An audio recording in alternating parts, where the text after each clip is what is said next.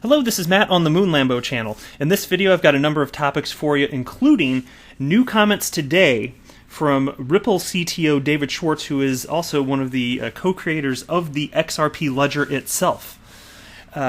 He's talking about why XRP is coupled in price with Bitcoin. Why do those two cryptocurrencies and others move in tandem price-wise more or less? So I'll share with you his thoughts from today. Also going to talk to you about a little video clip I saw somebody sent in, and it features Ripple employee Ryan Zagoon stating, among other things, proof of work doesn't work. And then he goes on to talk about XRP, our favorite digital asset on this channel, is it not? And also got a fun video clip from CNBC. It had, let's see if I butcher this name or not, Chamath. You know what? Maybe I'll get it right later. It'll be on the screen. His last name. It's a foreign name that I'm just not used to pronouncing that type of name. But he says that basically Bitcoin is Schmuck insurance, and I'll get into what he means on that in just a little bit here. But before we get going here, if you would please delicately tap the like button and go ahead and subscribe, unless you completely hate me, and then you should not.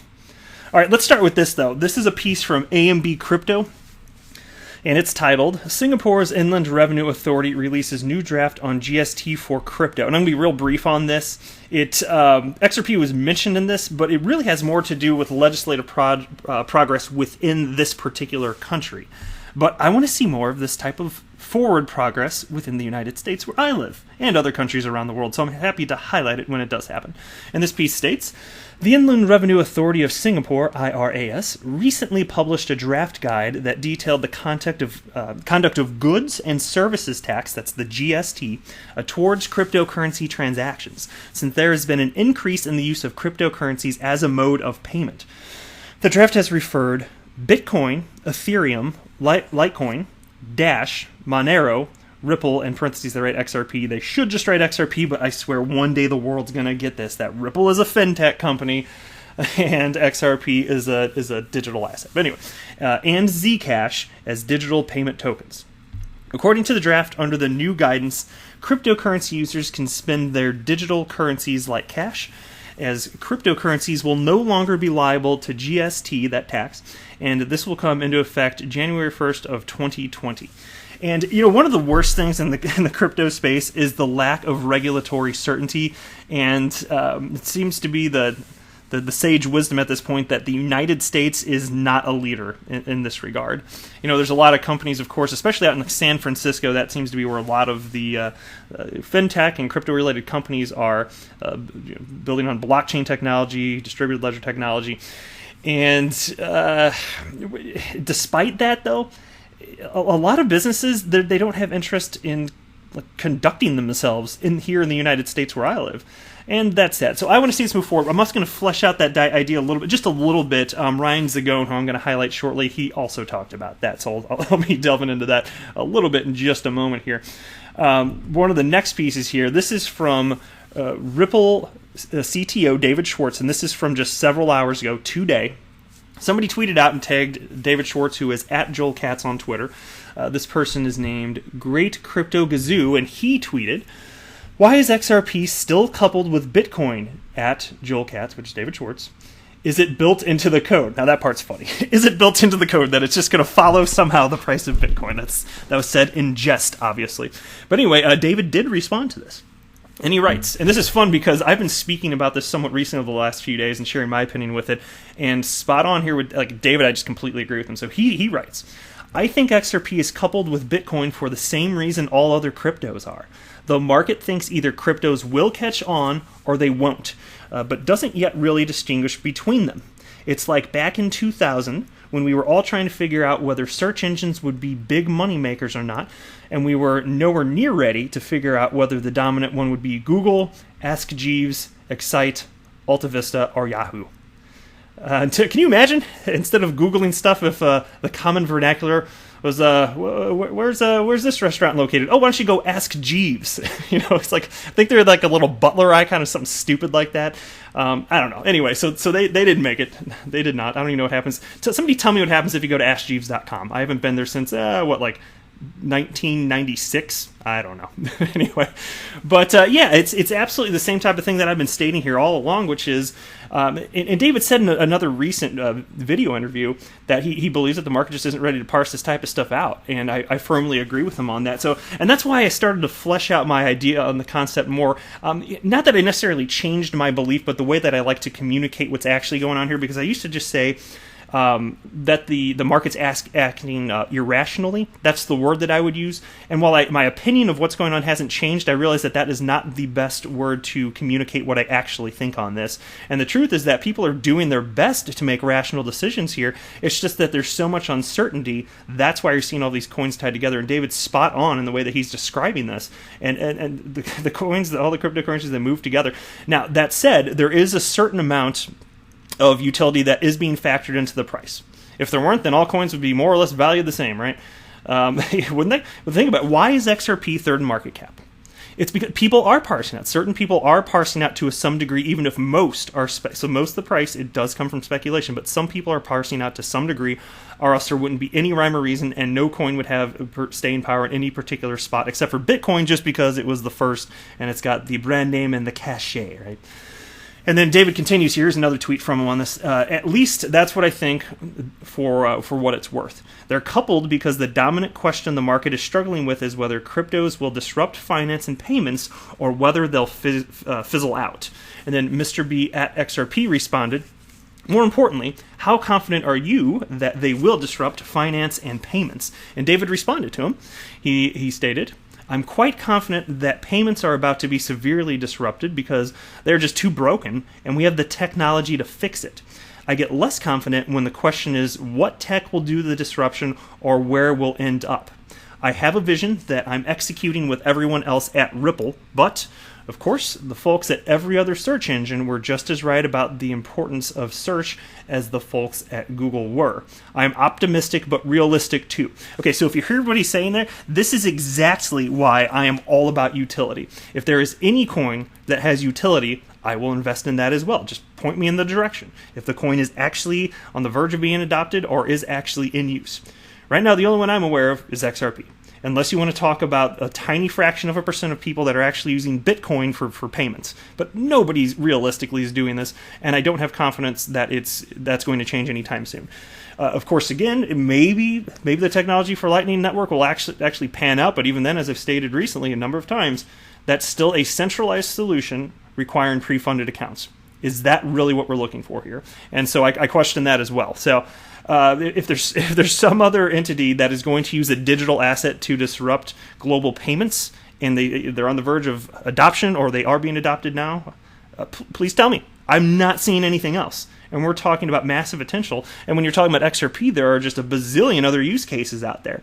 And so that's why I'm behaving the way I'm behaving. It's why I'm happy to invest some of my hard-earned money into XRP. And this is not financial advice. None of this is. This is just how I firmly feel on this particular topic here. All right, next piece here. And I got this from XRP Duck. If you're listening, Duck, shout out to you. Thank you for sending this my way. It was a video clip from this guy right here, Ripple employee Ryan Zagoon. And this guy is sharp. Have you guys ever listened to him speak at length about anything crypto related? This guy is sharp. SHARP. And he is the director of regulatory relations at Ripple. And so here's the clip here. And so what Duck sent me was this, which Trexia XRP, it looks like tweeted out, just earlier this morning here. And this is the clip that I was referenced at the beginning of my particular video, and it starts in a rather explosive yet fun way. And he's responding to somebody in the crowd. That's what it looks like to me. He's the one on the left here on the screen where I'm moving my mouse around him right here. And he just says, proof of work doesn't work. And then he says again, proof of work doesn't work. And then he talks about a lot of the problems that you're having today with Bitcoin. He goes on to say in this short, maybe 2-minute video clip, he says a lot of the problems that you're trying to solve with Bitcoin, they've already been solved. And then he goes on to talk about XRP and how it's scalable today up to 1,500 transactions per second on chain. What can Bitcoin do? Like upwards of 7, something like 7 versus 1,500 with XRP. And then he goes on to speak about, in terms of regulatory certainty, regulatory clarity, He kind of bemoans the fact that XRP has not been really addressed, at least not in the United States, in terms of what its status is technically. Now, I don't believe it's a security, of course, but there are other things too in which what can be used, taxed to what degree, all this sorts of stuff. And so the argument that he made is that there already is regulatory certainty around specifically Bitcoin and Ethereum. But then he says XRP, although of course he already cited the reasons for which it's better, scalable, and of course there's obviously, as we know, low transaction fees, thousandths of a penny per transaction, all that good stuff. He goes on to say, there's regulatory clarity with Bitcoin, Ethereum, but there just isn't for other assets, of course, including XRP. And so he says that what you're seeing in terms of adoption is you're seeing a hesitance from developers and perhaps financial entities that would otherwise jump on board today or very soon with other blockchains, including XRP, if there were some more clarity, because the way he worded it is XRP is, although it's obviously superior in terms of technology to Bitcoin, he said that it's basically a similar type of technology, and he thinks that they should be classified in a similar way. And it simply hasn't happened. And he makes a good point, though. That's part of the reason that banks, financial institutions, and others around the world are hesitant to build on top of certain coins. And I'm sure that that's a deterrent for some, even as it pertains to XRP, which is really unfortunate. And that's why, since I'm such a strong cheerleader for XRP, I'm an XRP bull, I want to see that changed. Especially here in my home country, the United States, I want to see that change. I want more clarity on regulation. I want responsible, detailed regulation. We need clarity on this. And so it was just, if you've got a second, I'm going to link this below. I don't usually link tweets, but this one with this video clip I will put below, because you just got to hear this guy talk. The vigor with which he says things and the clarity, he is quite the communicator. So he's always a pleasure to listen to. All right. Next, let's see if I can not butcher the name this time. This is who I was trying to cite earlier. This is from Squawkbox on CNBC. So Chamath was interviewed. I think I got the first name right, at least, and I actually Googled him because I want to make sure I got his title right and what he's done. So here's the quick rundown from him. Maybe I can say it now that I got it in front of me. It's Chamath Palihapitiya. I think I said that right? Chamath Palihapitiya. I think that's right. I'm pretty confident. Okay. I just had to see the last name in front of me. These names are tough for me. Give me a break. All right. But anyway, so he is a venture capitalist, and he's the founder and CEO of Social Capital, and he's also a minority stakeholder and board member of the Golden State Warriors, which is a basketball team in the NBA. So cool stuff all around there. And this is just a short clip, about a minute and a half? I can't remember. But anyway, so he's asked in general about, how do you feel about distributed ledger technology and Bitcoin and this and that, and he ends up saying it is the best way, Bitcoin is the best hedge against traditional financial infrastructure. In a nutshell, that's what he's stating here. And he said, regardless of how you feel about monetary policy, regardless, this is what he calls, and I love this quote, I'm not sure what I'm going to call this video yet, but I might use this. He called it it's Schmuck insurance. And so he means that in a positive way as he's referring to Bitcoin. It's like just in case, because even if you don't believe that cryptocurrencies are going to change the world, his opinion is, and I've heard him state this too, he's like, he says, my opinion is that if you have $1, what I'm saying is invest one penny rather in Bitcoin. That's what his stance is. It just is like, in case you're wrong, because maybe nothing comes of it and you invest just a tiny bit, and maybe, okay, fine. Maybe if you're against Bitcoin and you're right and it doesn't go anywhere, cool. But his point, this is not my advice, this is what he says, is that if you think that Bitcoin, whether you think Bitcoin's going somewhere or not, just remember, if it does and you have none of it, you're at risk. So that's why he says, hey, it's an insurance policy, basically. Schmuck insurance. So I like that. I thought it was clever, and I thought I'd share it with you. Anyway, so that's Chamath Palihapitiya. God, nailing it. I'm nailing it now. All right. All right, now here's a tweet from Mr. B XRP. And he tweeted out, and you're going to have to see this picture. If you're driving, don't look. You're going to crash.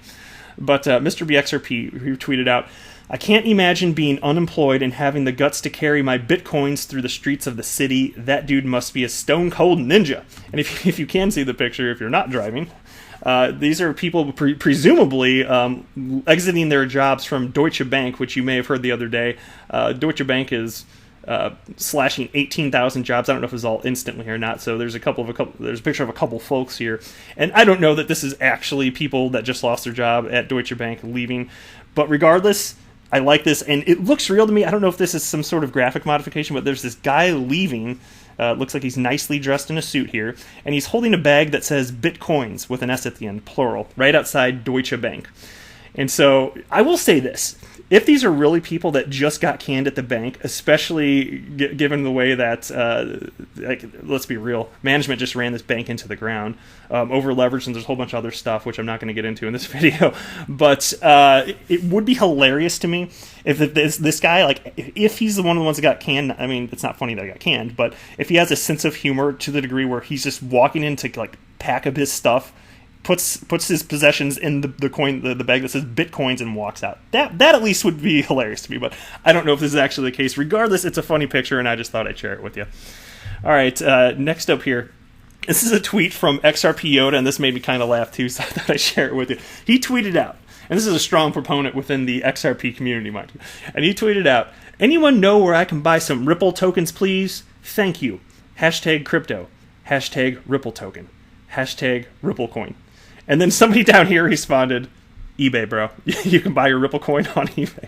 And this is obviously ridiculous because Ripple coin is not a thing. It's just XRP, and it made me laugh. But one of the reasons I wanted to bring this up is, check this out.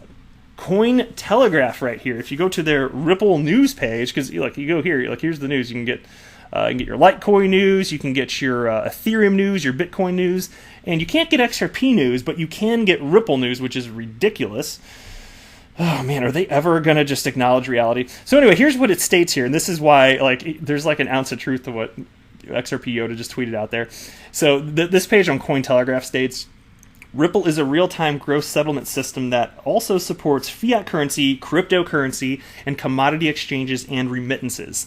The native cryptocurrency of the platform are Ripples, abbreviated as XRP." So Cointelegraph, oh my god. Cointelegraph, just delving deeply into the world of crypto on a daily basis, giving us the hard-hitting pieces of news as it relates to crypto. They're telling us that XRP is known as Ripples. That makes me want to cringe, man. This is ridiculous. No. Nobody is calling XRP Ripples. They are not known as Ripples. There was some confusion back in the day, and actually. You know what? XRP actually used to be something else. I can't remember off the top of my head. XRP actually wasn't always XRP. It was like XNT, or I can't remember. I'll have to look that up and let you know in a future video. But it actually had a different three-letter designation. I can't remember what it was now.